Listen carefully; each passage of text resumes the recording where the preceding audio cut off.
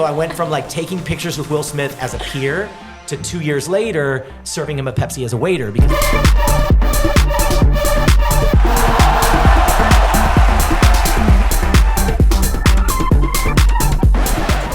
What's up, guys? Welcome back to Get Off the Mic. I'm your host, DJ Lexi, and I'm very excited for today's episode.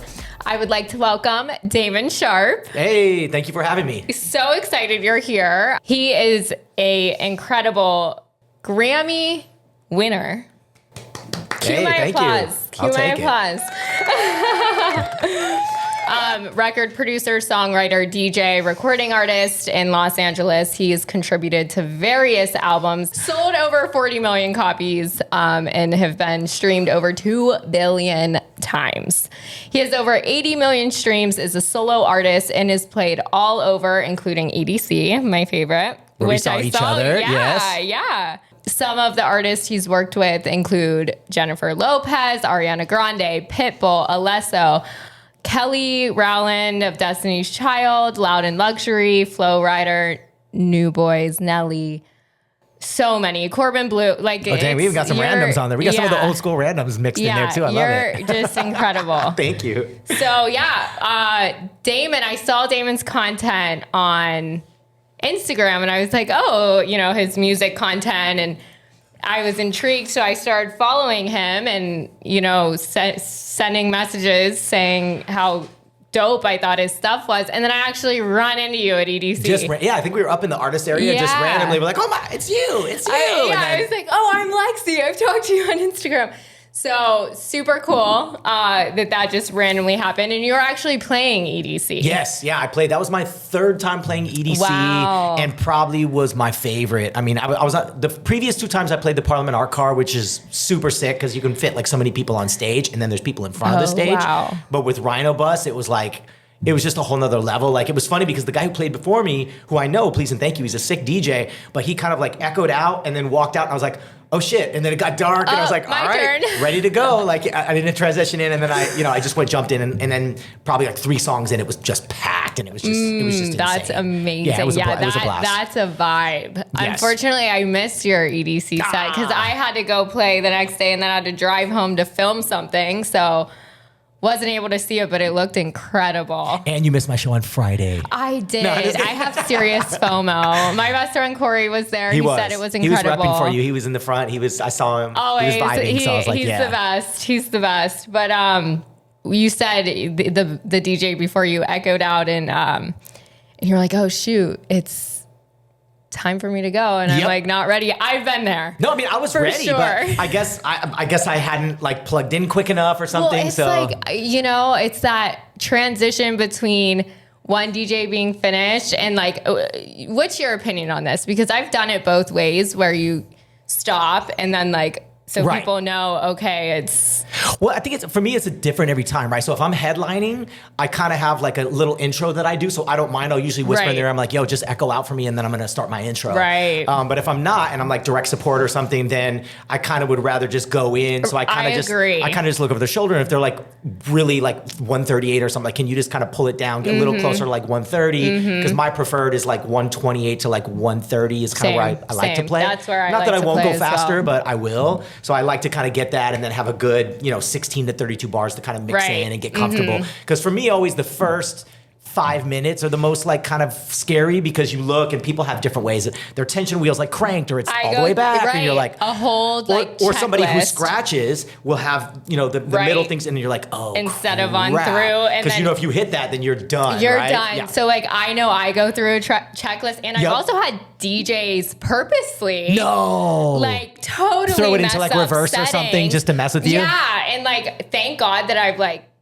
gone through that early on when I was starting to DJ, because now I know I'm like, okay, I'm checking like my trim. Sometimes reverse. Well, even people will like. I've had someone put it on the opposite instead of just to mess with you. Yeah.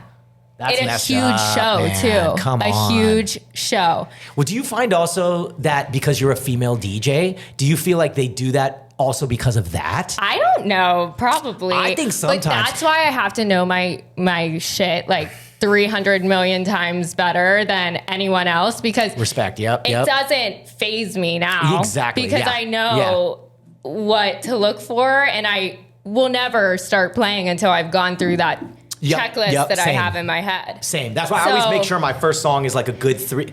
I tend to like, when I play, I call it burn. Like I like to rip through songs fast because I want to keep the energy moving. But always songs 1 and 2 are my longest. Right. Because I want to have that time to make adjustments if the mic's messed up. That's a really good all those point. things. And like, I think sometimes, like I had a really great DJ mentor who kind of like always was like, walked me through everything. He's like, this is the first thing you need to do when you step up. Check if something is off, check your wiring. Right. So I even know how to, like, we would literally do things where he'd be like, all right, I'm unplugging everything. I'm not telling you where it is. When you step up, you're going to have to rehook this up. That's such a good, I would advise anyone who's like trying to get into it to do that. Like have someone come even mess with the chords.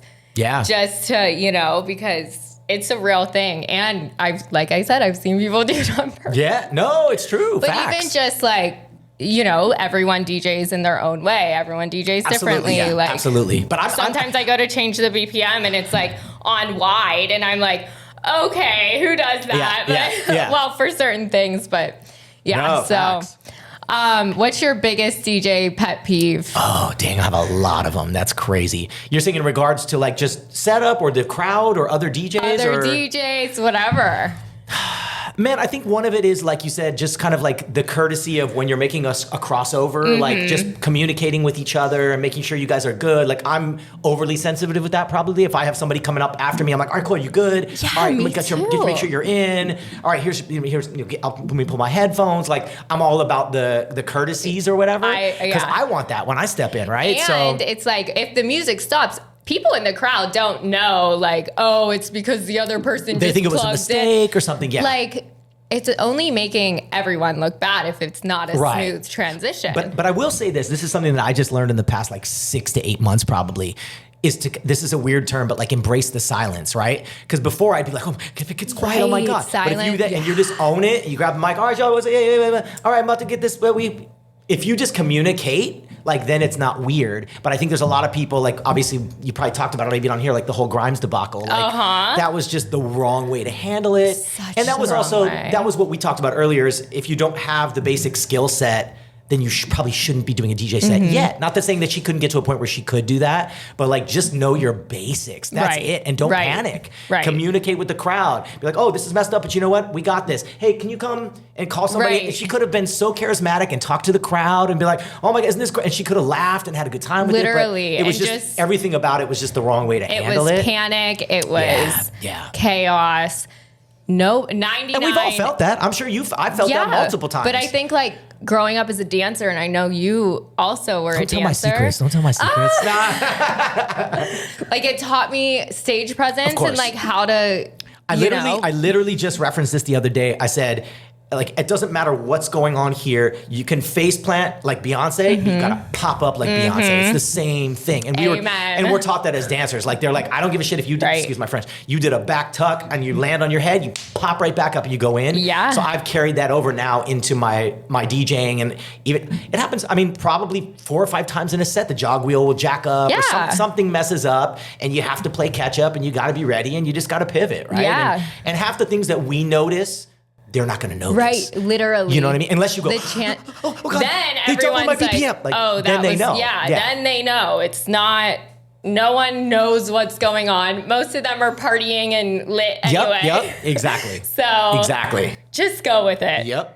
So how do you feel about the Hardwell throwing his headphones? Well, I mean, I think I felt for him, to be honest with you. I mean, I don't think we have to like react like that, but I think sometimes there's a breaking point, right? Like we don't know what he was going through that day. Maybe that happened to him like 5 times before that. Maybe he played that festival previously and they were a bunch of like dicks to him, and now he's like, all right, I'm just done with these people. We don't know. You know what I'm saying? Like that's why I try not to judge.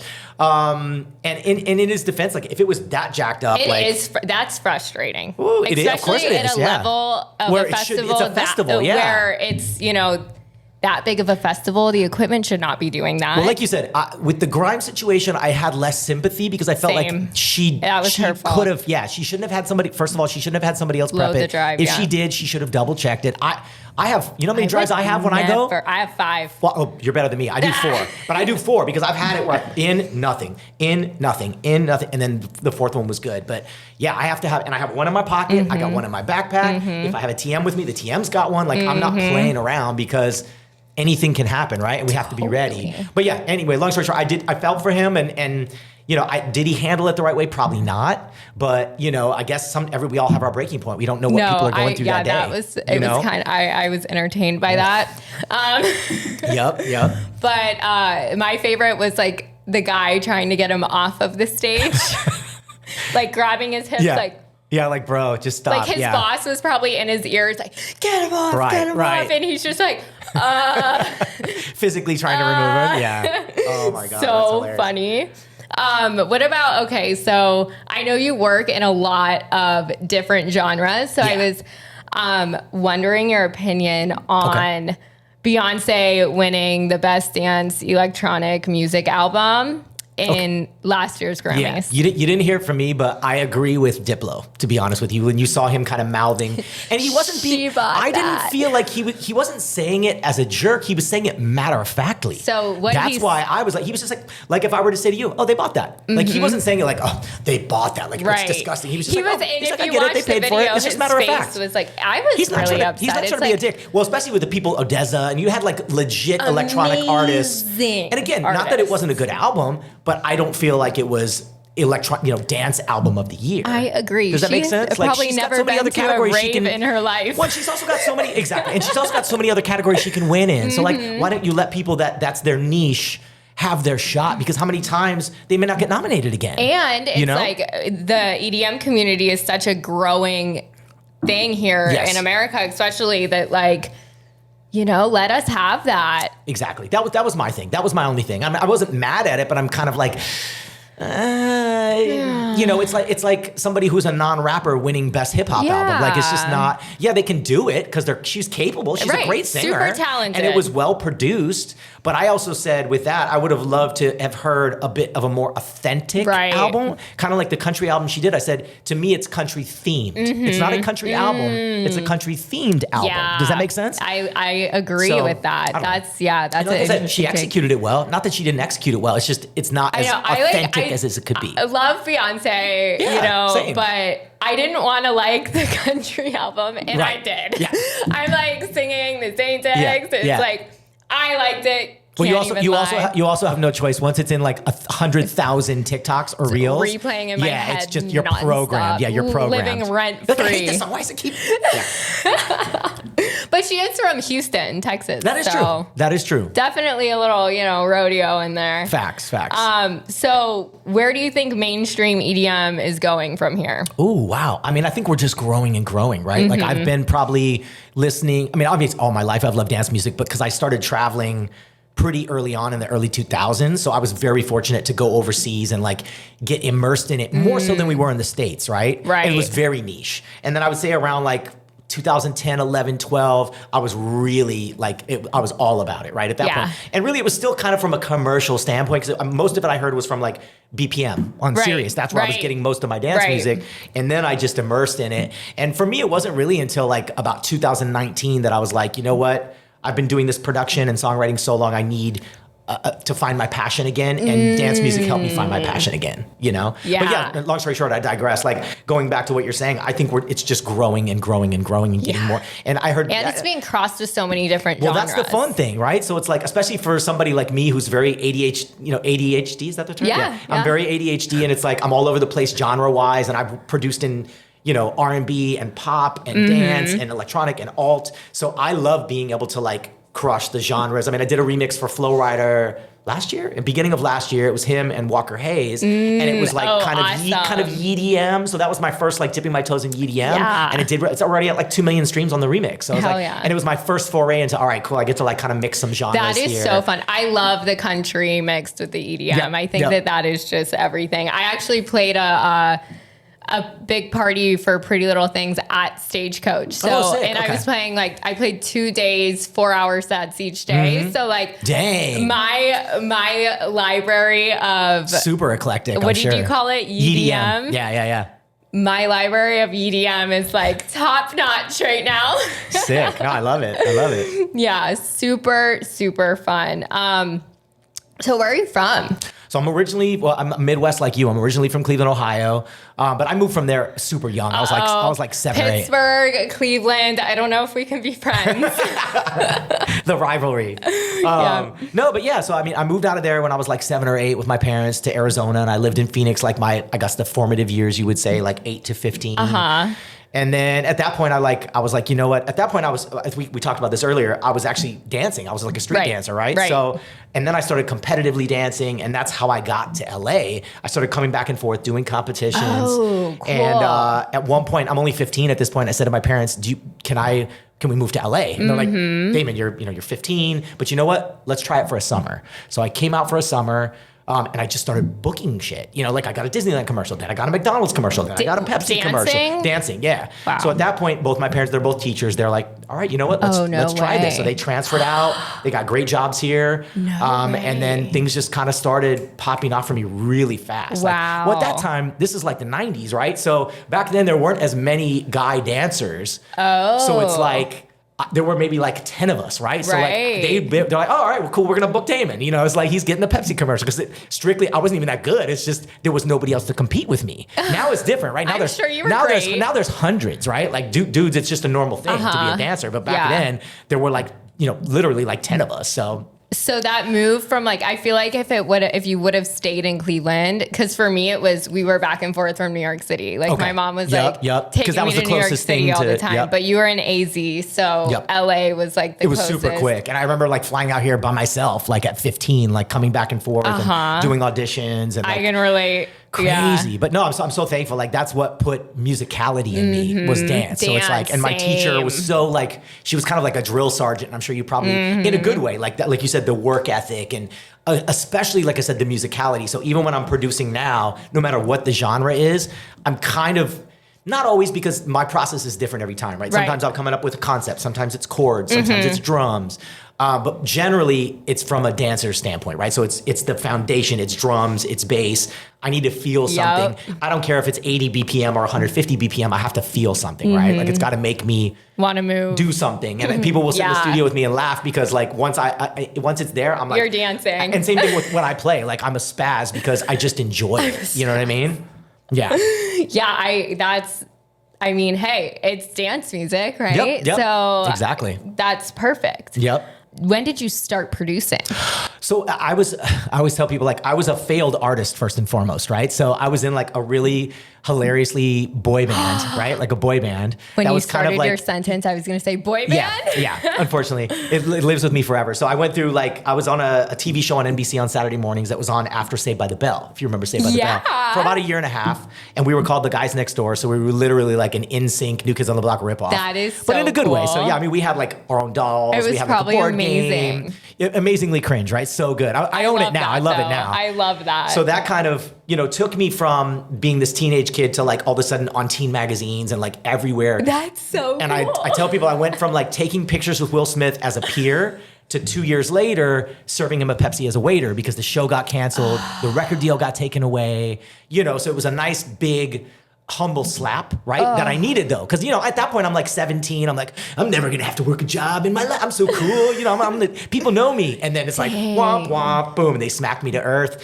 And then I'm on unemployment and trying to like make ends meet. And, my parents would have helped me, but I didn't want their help. I wanted to make my own way. So I went through probably 2 or 3 years of what I call like the dark years, right? So what age did the downfall happen? Probably around like 19, 20, right? And your parents weren't living here with you? Yeah, they were, but I didn't want to depend on them. Right? I was living with like in a bad relationship as we all had, like with an ex like that was kind of controlling and like you don't need to do that. You can just do you already had your chance. Just all the dark things, right? The dark voices that are there, right? We don't need that. No, and it's the worst. So I always tell people like you can't listen to those voices because I did it for a long time, and I don't even know what the epiphany moment was. But at some point I was like, dude, like get your shit together. I went back.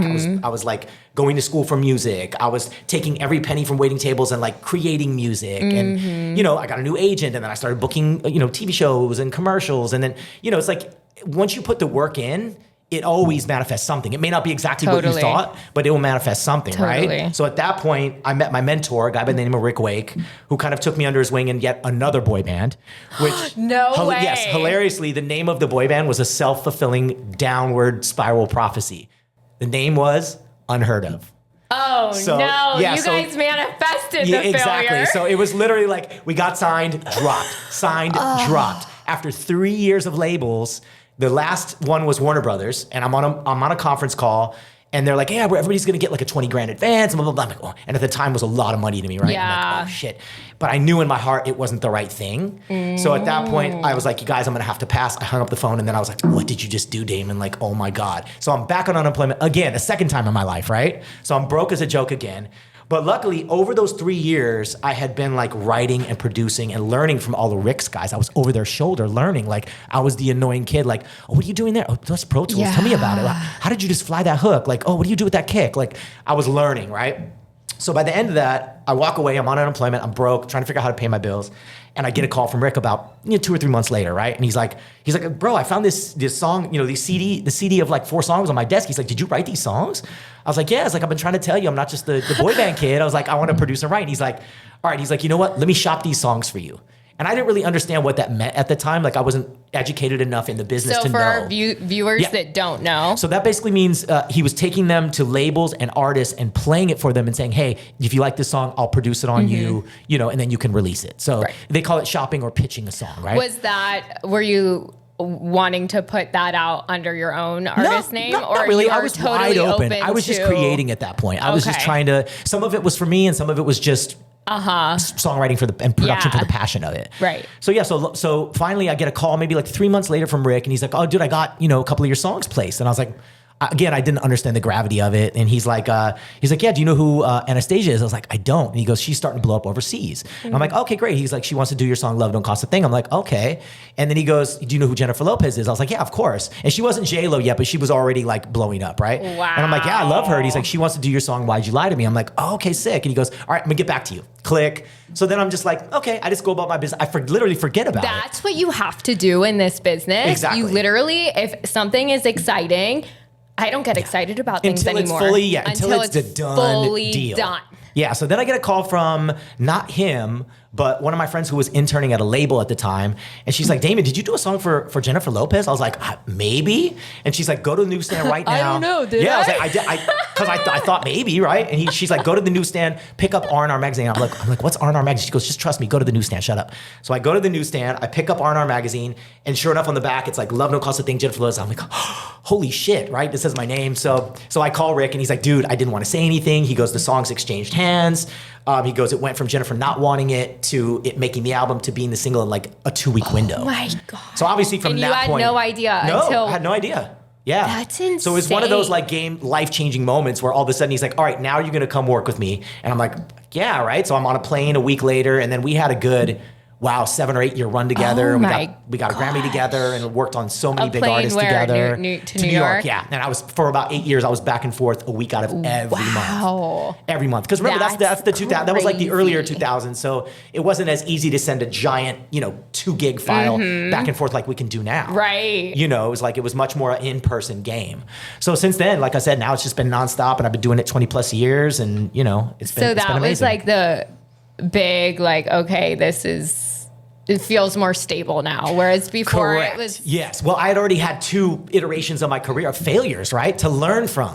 So that's the beautiful part. Like, that's what I always tell people. I'm like, sometimes the first chapter is not the one that's meant for you, but you go through it to get to the next iteration, to get to the next iteration. And I've experienced that as well. And I would have never gotten into DJing if it weren't for some of the BS that I, spending hours of time and in the studio with people who didn't work out. However, those people are the people who said, well, it all leads to the next thing, which leads to the other, even if it's bad. Even if it's bad. A reason. Yep.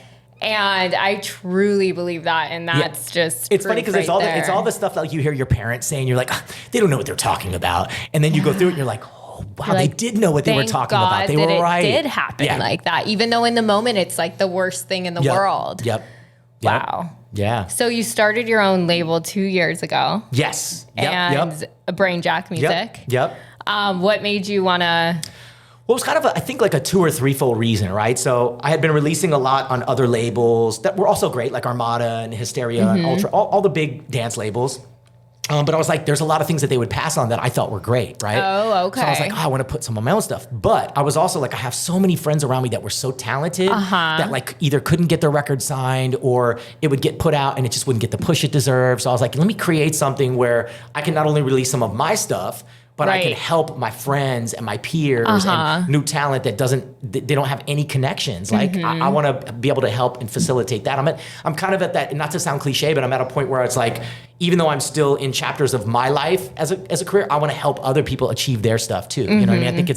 I think that's gratifying to me. You know what I mean?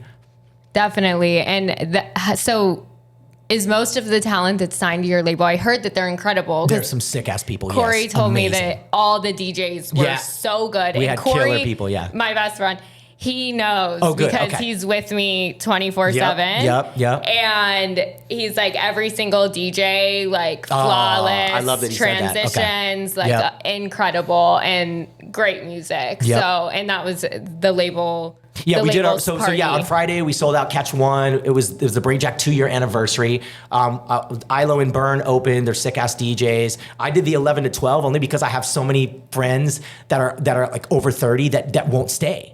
So it's like if I play the 12 to 1 slot, they're just gonna leave. So I'm like, all right, I'm gonna do 11 to 12. And then I had Tripbox and Spacewalk 12 to 1, and then 1 to 2 I had Steven, who's from Arizona, and Rumi's IO. So it was just a sick line, and they've all released on my label. Awesome. So how do you find your talent? And is there new talent, talent that's been in it for a while? Yeah, what's your process? All of the above. A lot of it comes through referral from friends, right? They'll be like, oh my God, these guys are sick. You got to hear their stuff, right? But we finally got into a groove now because of the fact that I've become so much more aware with my social media. I'm able to source people from that. And now we get a lot of cold solicitations, whatever you want to call them, people just sending stuff in.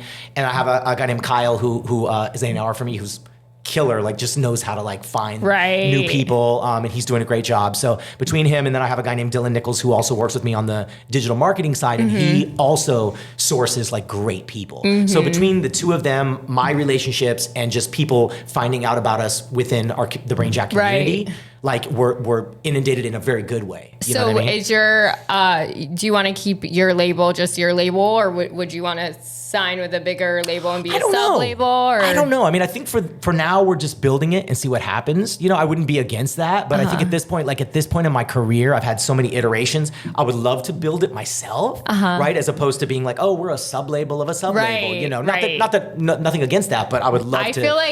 I feel like you can do. I hope so. I mean, we're 75 releases deep, and we're only a 2-year-old label, so. You know, we're working hard. That's awesome. We're working hard. That's so exciting. Thank you. You'd sent me all your, like PR stuff prior to the podcast, and I found your rider, and I got really inspired.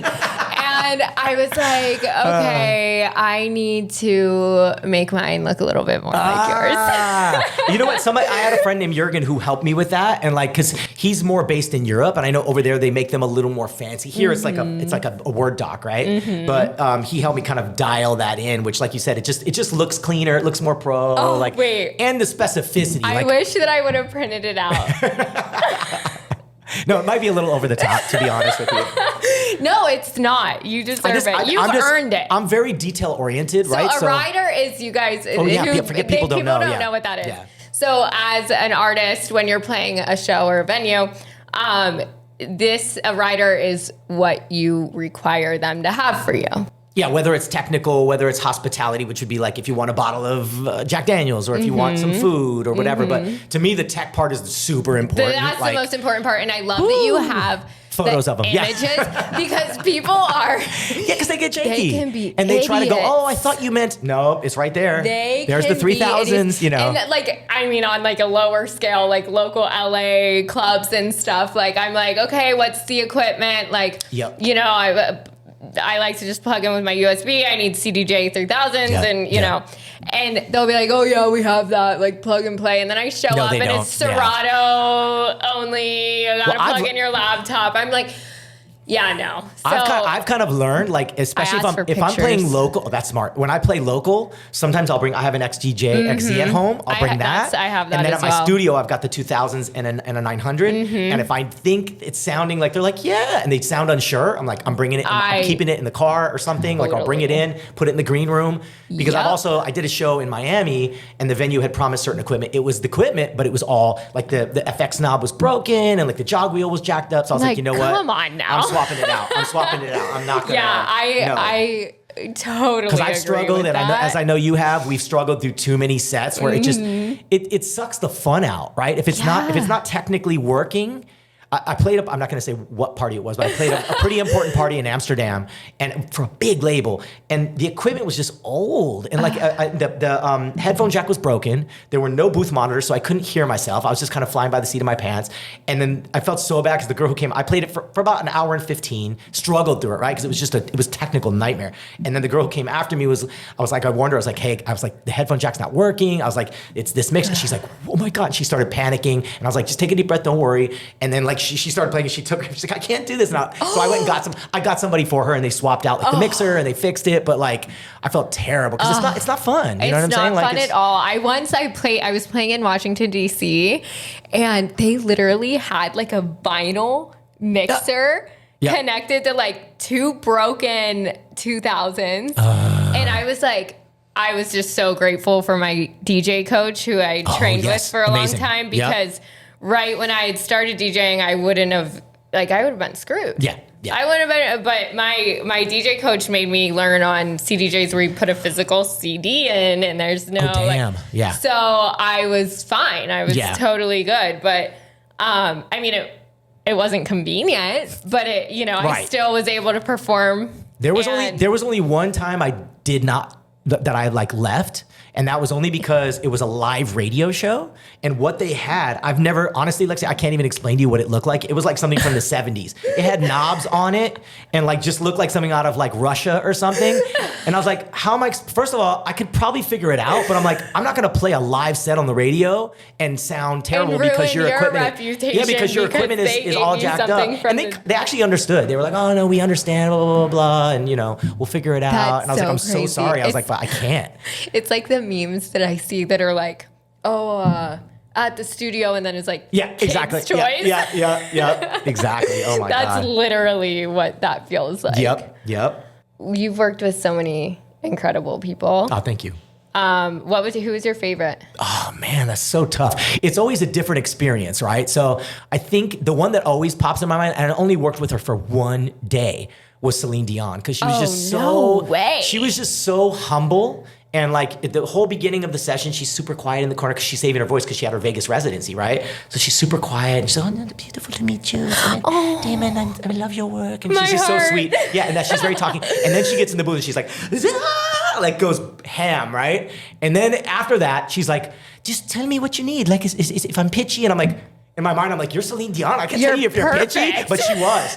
She nailed it in like 2 takes. But she's one. And then this is a weird one because it's not dance related at all, but probably Big Time Rush, if you know who they are. I loved Big Time Rush. They're literally like my little brothers. So for 5 years, I went on the road with them. I loved Big Time Rush. I think it's my personal connection because we became such good friends. And we toured. We were on the road together. At one point, we had our own dedicated tour bus where it was me and the boys coming on, and we had a full studio in the back. So we would just go on there, party, write the songs, and so that was good. And then that had been so fun. Yeah, and I'm so proud. They came and sold out Forum this time, which they didn't even sell out in their biggest years. They sold out Forum this tour, Madison Square Garden. No way. Because it's also the nostalgia, right? They built such a fan base in that window of whatever, like 2010 to like 2015. So anybody that comes to my studio now, they'll see like certain plaques like, oh, it's cool, Jennifer Lopez, it's cool, it's a Grammy, it's cool. And then they're like, Big Time, oh my God, that's my childhood. I love that. I'm like, it's just so funny.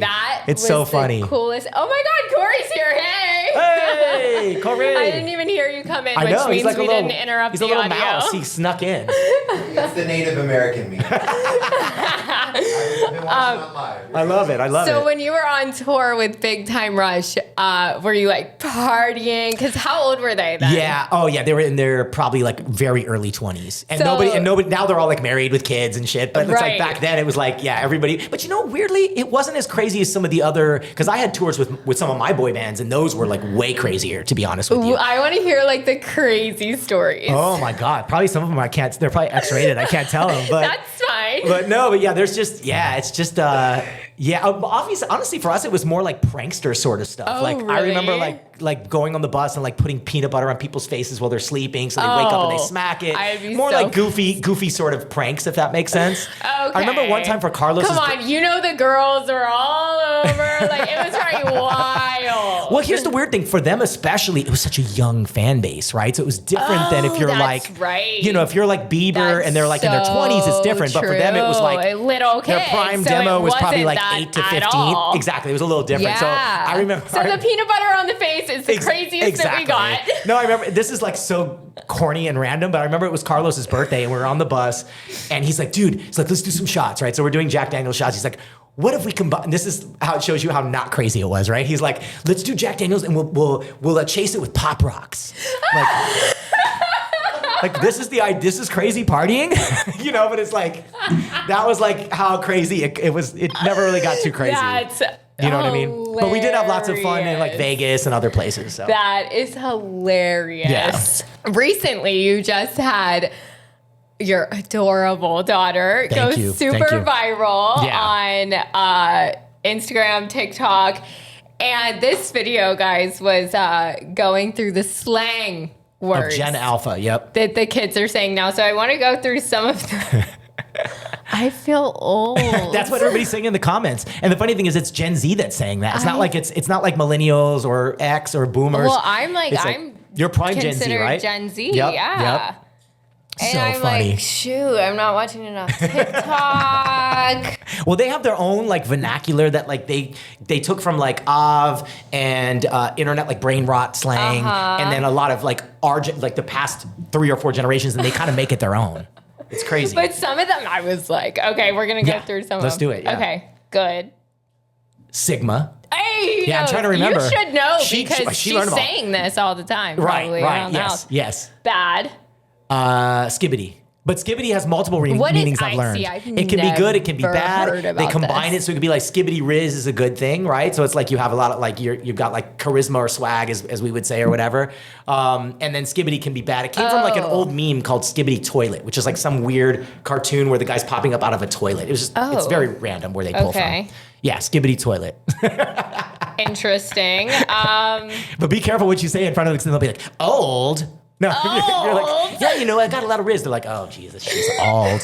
Riz? They're very judgy. No, I'm just kidding. Riz means romantic, I thought. Well, in the dictionary. See, this is where it gets hard. Yeah, that's what I've learned, if nothing else. They kind of take it and make it whatever they want it to be, right? That's where their generation is slightly different, right? Yeah, Riz, romantic, but not or romantic. Charisma, yeah. Okay, Delulu, I know that one. That's delusional, yeah. Cap, I know that. Yep. Yeah, some of these are more Gen Z than Goat, I know that. Yep, that's all generations. Pookie. Yeah, that's a weird one. I remember like when I was a kid, that was like a crackhead. Yeah, I don't know. I didn't think that was like a cool word. Right, but like apparently it is Yeah, now. for them, yeah. My favorite. Yeah. Yep. Well, that one goes back a little too. But yeah, and that's multiple meanings like. Booty. Yeah. What else? Which I think came from like, goddamn. Like, that's where it came from. Oh. Yep. Which would still tie into booty because it's like if a big booty's going, they're like, goddamn, Okay, I did not put that together. Or I've been told. This one I didn't know at all. Okay. It means looking better than someone else. Right. Mogging. Yeah, I didn't know that one either. Like my daughter taught me that one. I was like, whoa, that is crazy. Yeah. Mogging. And I don't even know where it came from. I don't know where that was derived from. Sus. Yeah, that's kind of, that's a lot of people. Normal. Yeah, either suspect or suspicious. Yeah. Oh, this was hilarious. When I saw the loser. What are they calling loser now? Ohio, which is where I'm from, and you're Pennsylvania, so you get it. We're like right on that border. I was like, I think she's messing I feel with attacked. you. I feel she's attacked. just throwing like shade at you for no, being but it is. from Ohio. They use it. I'm telling you. I don't even know who decided that was it. Can we use this in a sentence? Oh gosh, like I don't know, like dude, he's so Ohio. Like he's so skibbity Ohio. Like he's Skibbity Ohio. Yeah, they put them together. They like merge the words. It's like it's insane. It's like it's their own little like secret language. I feel like I need to make like flashcards. Yeah. Oh my god. Trying to look good. That's mewing, which is a weird one. And now I was that gonna it's on, say meowing. well, now that it's on your radar, you're gonna see it popping up in like your feed because Right. it's people that are like, that do like they want the extra like gaunt cheekbones. I guess that's mewing. Yeah, exactly. Like very like Kardashian. Well, then there's like the mewing, I guess. girls that take selfies. Well, yeah, but they call it bop, but to me, I always thought a bop was like a song that was like a banger, like a That's bop. what it is to But me. I don't know. Like Yeah, we be yeah. dropping bops. Yep. And I learned that because I do a lot of K-pop, and it's a very Oh, K-pop yeah. term of bop. Like it's a bop. That's a K-pop thing. So I don't know. But like I said, they borrow from everywhere. So That's go so figure. funny. Yep. Oh, this one I had no idea. Stealing. Phantom tax. Yeah, so apparently I learned a little bit about that. There's a guy who I guess maybe his name is Phantom or something, and he kind of came up with this technology, this term. It's like when you're stealing like food from your friend, like a fry off their plate. Okay. Oh, phantom tax, that's what I'm taking, I guess. That's what I was told. It's a little confusing, but yeah, it's everywhere. I've never It's everywhere, though. heard that one. Weak, beta. Yep. Because you've got alpha, you've got beta, you've got sigma. Right. They're all That kind of makes sense. Mm-hmm. I love the negative aura. Yeah. Like that's so. Yep. Yeah. But that crosses let's, generations Let's too. watch the video. Oh boy, okay.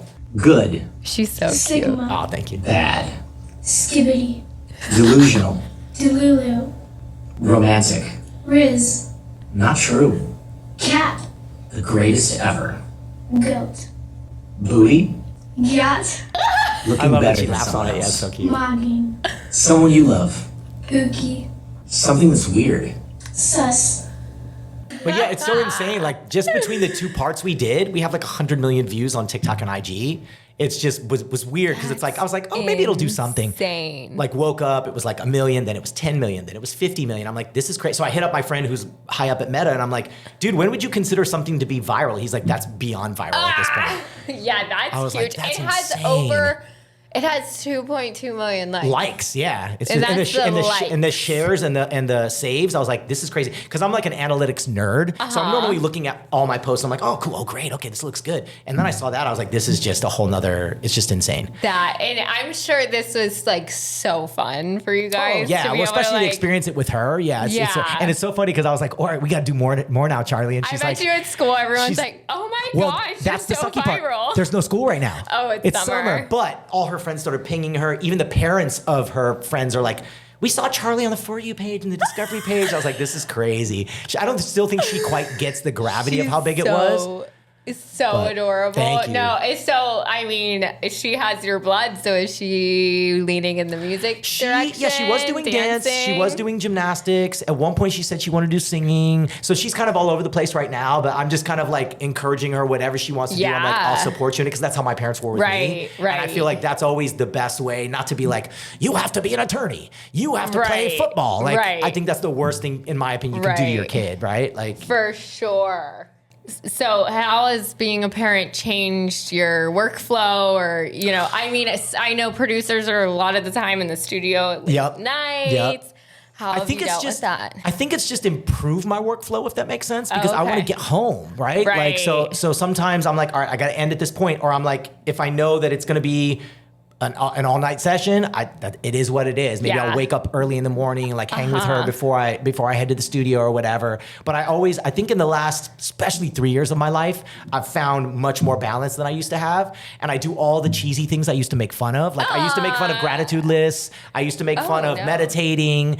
I used to make fun of eating clean. Now I do all those things. Yep. And especially like you said, when we're out playing at like 3, you don't go home till 4 or 5 in the morning. If your body's not somewhat regulated, I've curbed my drinking a lot. Like I have a balance, right? Like that, I think everything in moderation, like I call it like the 80-20 formula. If I can do that, like, 'cause I don't want to ever just become like a fuddy-duddy and not have fun anymore. So it's like finding that middle ground, right? And I'm very lucky. Like I've got so many people around that help with my daughter. So it's not like I have to be like, I met your wife, Yes, right? At yes, EDC. you did, She yes, was yes. so sweet. Yeah, she's amazing. Yeah, so she's super sweet. supportive. Tell her I said hello. No, for sure.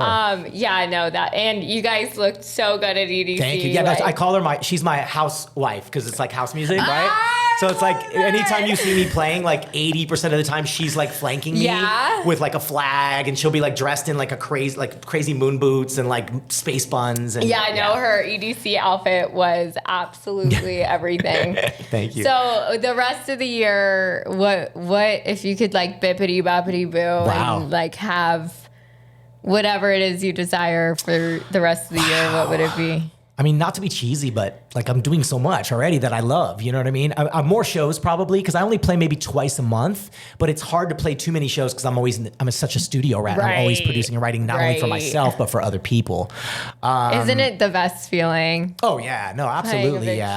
show. Yeah, it's just it's the reciprocity and like the adrenaline rush you get, especially if like when Corey was there, you see somebody out there and you connect with them for a minute. And it's like, yeah, like you just There's feed no off better the feeling. energy. Yeah, that's what. Yeah, so you can't. So probably more shows, I would say.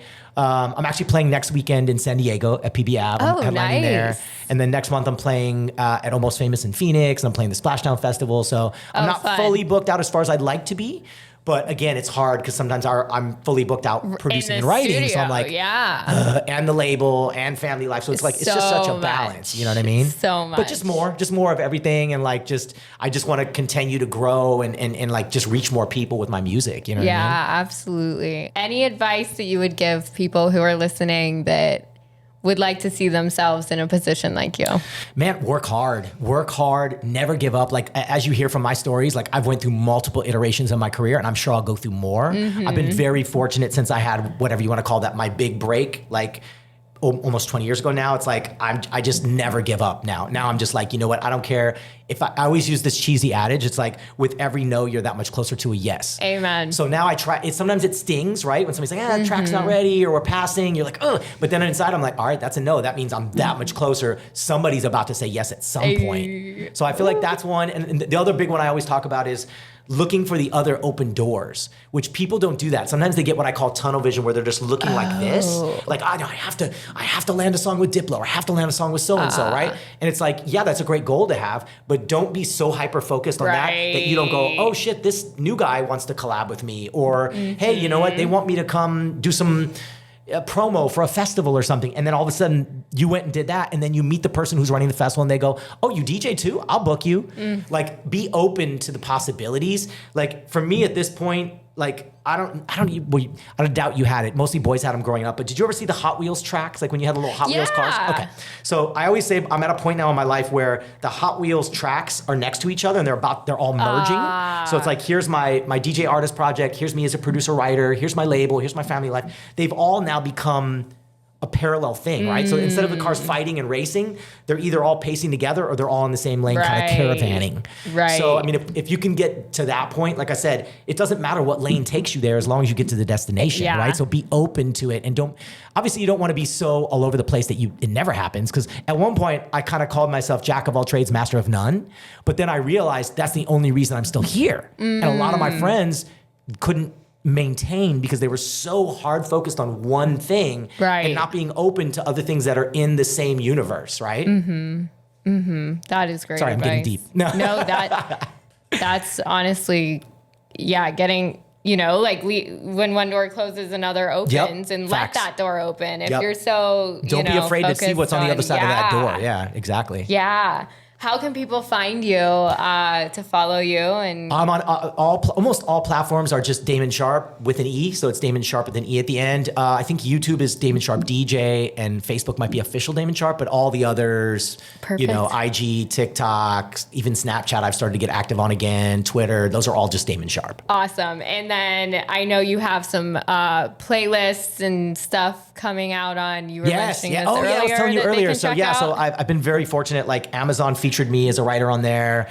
And then Apple Music did me as well as one of the songwriters, which I was like, that was kind of cool. Nice. And then now my Spotify one will be launching hopefully in the next couple of weeks. I've already approved the draft, so when they push that live, I'm excited. But that's me more. That's kind of me more as a producer songwriter as opposed to my DJ brand. So Right. I'm excited. I just had a new single drop on Friday on my label on Brainjack. It's a flip of Young Jocks It's Going Down. Oh, cool. And that's I got support from like Don Diablo and Afrojack and some really good support. So I'm excited about that.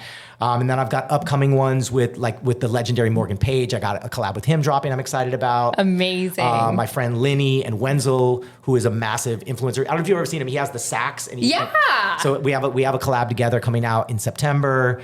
And I'm just excited about everything. So much cool stuff, you know? Yes. Thank you so much for Thank coming. you for having me. I literally was so excited when you said you would join us. So guys, make sure you subscribe to the podcast, and we will see you next week. You can catch our socials on @GetOffTheMic and @DJ Lexi with the 3.